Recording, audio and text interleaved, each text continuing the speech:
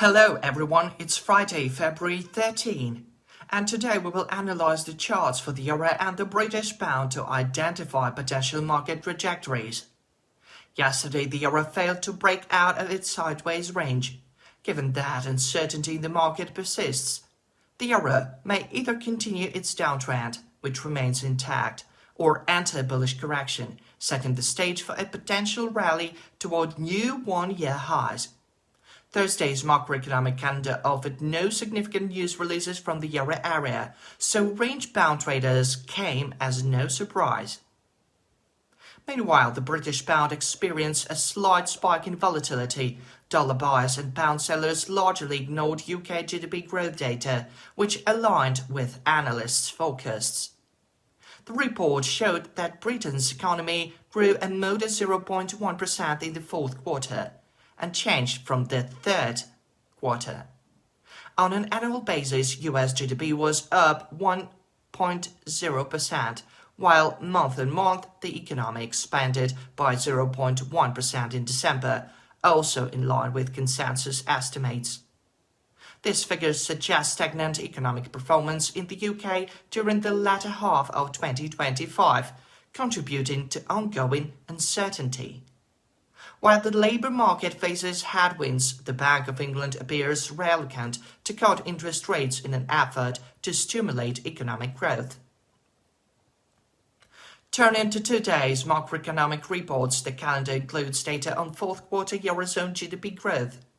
The bloc's economy is estimated to have expanded by 0.3%, mirroring the growth rate of the previous quarter. Annual inflation is projected at 1.4%, which is considered a normal figure for the euro area. Notably, at the start of 2025, ECB economists and analysts had anticipated much weaker figures. Additionally, traders will be watching Eurozone employment and trade balance data. However, the key focus will be on US inflation data. Consumer prices are expected to have risen by 0.3% month-on-month in December, and to have eased to 2.5% year-on-year. Core inflation is forecast to come in at 0.3% on the monthly basis, while core annual inflation is projected to have decreased from 2.6% to 2.5%. If the data confirms a continued decline in price pressures, the dollar could face significant losses as expectations rise that the Federal Reserve will not need to alter its current monetary policy, especially given the recent robust jobs market figures. Notably, market now expect the first rate cut to occur only in the middle of this year, particularly in July. Now let's move on to technical analysis. The 1-hour EUR USD chart suggests that a false breakout at 1.1885 would be a buy signal, pushing the euro toward 1890 and then 1925. An extension could reach 1957, an area where I would recommend going short on the rebound, targeting a 25-30 pip move. Short entries at 1890 and 1925 should be considered on the false breakout. Bears would see a decline to 1858 as the objective. A break in consolidation below this level amid weak GDP data would likely drag the pair down to 1832 and could open the path to 1.1804. At this level, it would make sense to open long positions on a rebound, aiming for an intraday correction of 20-25 pips. Going long at 1832 and 1858 would only be relevant following a false breakout. Speaking of the British pound, bears need to seize control of the 36.06 mark.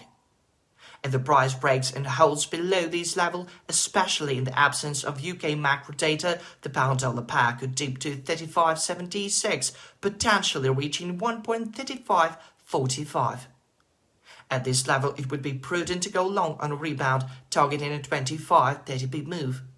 Long positions at 35.76 and 36.07 should be considered only after a false breakout. On the upside, a successful push above 36.06 would open the way to 36.37, while a break above this level could extend the rally to 36.68 and possibly 1.3707. At this mark, I would recommend going short on the rebound, anticipating a 25-30 pip move. Short entries at 36.37 and 36.68 would only be justified following a false breakout. For now, bears have a good chance of resuming their downtrend. If the price stays below 1.3606, the British pound could quickly reach its 1-month low. Good luck to everyone. Have a nice weekend.